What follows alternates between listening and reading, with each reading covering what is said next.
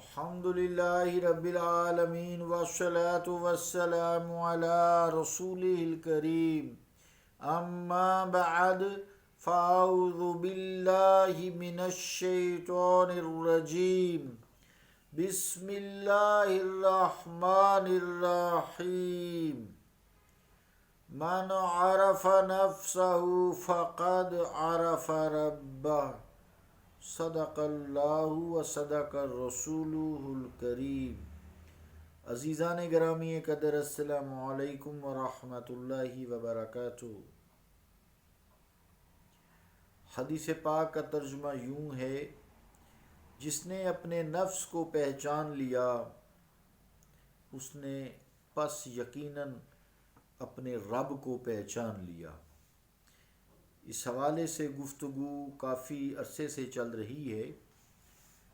کل تک ہم نے یہ بات کی تھی، اونٹوں کا قافلہ 4-5 ہزار اونٹ ہوتے ہیں ریگستانوں میں۔ ہدی خان جو ہے، خاں ہوتا ہے، ہدی خاں آگے کچھ رج پڑتا جاتا ہے، اونٹ مستی سے سفر طے کرتے جاتے ہیں، ان کے گلے میں گھنٹیاں بندھی ہوتی ہیں، ٹان ٹان کی جب آواز آتی ہے تو اس کا مطلب یہ ہوتا ہے کہ ابھی قافلہ مصروف سفر ہے، ابھی وہ منزل پر نہیں آیا، ابھی تک اس کی منزل مقصود دور ہے، ابھی وہ سفر کر رہے ہیں۔ جب گھنٹیوں کی آواز بند ہو جاتی ہے تو جان لیا جاتا ہے کہ قافلہ یا تو سستانے کے لیے، آرام کے لیے رک گیا ہے، یا منزل پر پہنچ گیا ہے، یا پھر سکون سے ہمکنار ہے۔ عزیزان گرامی قدر، یہ جو روحانی مسائل ہیں، واردات قلبیہ ہیں، ان میں پیچیدگیاں ہیں، لیکن اس کے ساتھ رفتیں اور عظمتیں ساتھ ساتھ ہیں۔ مگر جو حجت باز لوگ ہوتے ہیں وہ بھی اپنا کام کرتے رہتے ہیں،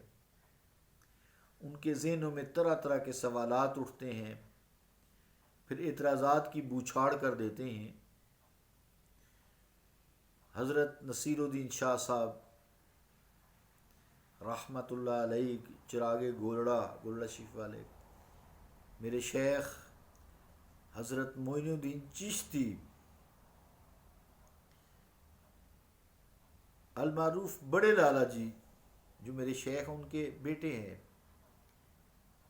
تو وہ فرماتے ہیں کہ ان سے ہم استفادہ کر رہے ہیں اس سبجیکٹ میں۔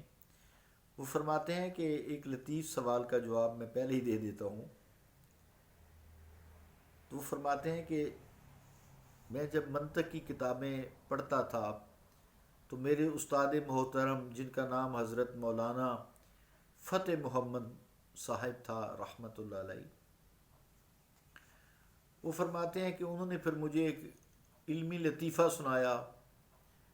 وہ یوں تھا کہ کسی تیلی کے پڑوس میں ایک منطقی اور معقولی رہتا تھا۔ یہ جو زیادہ پڑھ لکھ جاتے ہیں نا، بہت زیادہ دنیاوی تعلیم، دین کی طرف رجحان کم ہی ہوتا ہے، یا چلو یہ بھی خیر ہے تو اچھی بات کہ فرائض ادا کر لیے، نمازیں پڑھ لی، روزے رکھ لیے، صدقہ خیرات کر دیا، لیکن بات بات پہ اڑ جانا، بات بات پہ بحث میں الجھنا، سڑک پہ جا رہے ہیں تو ٹریفک سے الجھنا، آپ دیکھ سکتے ہیں اپنے ارد گرد معاشرے میں۔ اور جو بیچارے میری طرح ان پڑھ سے بندے ہوتے ہیں وہ آرام سے گزر جاتے ہیں، ٹھیک ہے، صبر سے ہی، تو استقامت سے بھی وقت سے ہی نکلنا ہے نا، یا کوئی معاملات ہو گئے ہیں تو اس میں ٹھیک ہے، وقتی طور سے پریشانی تو ہوتی ہے، لیکن ایٹ دی اینڈ توکل الہی ہو جاتا ہے۔ تو بہرحال وہ فرماتے ہیں کہ کوئی منطقی سا ہمسایہ تھا اس کا، تیلی کا، تو ایک دن وہ تیلی کے پاس آتا ہے حجت بازی کے لیے، تو ملنے آیا کسی کام سے، تو اس نے دیکھا کہ کسی تیلی کا جو گھر تھا نا، اس میں آیا تو اس کے جو بیل تھا جس سے وہ کولو کا تیل نکالتے ہیں، اس بیل کے گلے میں نا گھنٹی بندھی ہوئی تھی، اور وہ کولو کے گرد گھوم رہا تھا اور آواز آ رہی تھی گھنٹی کی، ٹن ٹن ٹن۔ اب منطقی کی پھر رگ پھڑکی، اس نے تیلی سے دریافت کیا کہ بیل کے گلے میں گھنٹی باندھنے کا تمہارا کیا مقصد ہے؟ اس نے جواب دیا کہ گھنٹی کے بجتے رہنے سے یہ معلوم ہوتا رہتا ہے کہ بیل گھوم رہا ہے، اپنا کام کر رہا ہے، یہ رکا نہیں ہے۔ اگر گھنٹی نہ ہو تو ہمیں اس کے چلنے یا رک جانے کا پتہ نہیں چل سکتا، ہم اندر ہوتے ہیں گھر میں، اس لیے اس کے گلے میں ہم گھنٹی باندھ دیتے ہیں کہ جب تک گھنٹی کی آواز آتی رہتی ہے تو ہم سمجھ لیتے ہیں کہ بیل اپنا کام کر رہا ہے، رکا نہیں ہے۔ یہ سن کر جو منطقی کی رگ منطق ہے نا، وہ فوراً پھڑکی اور کہنے لگا کہ صاحب،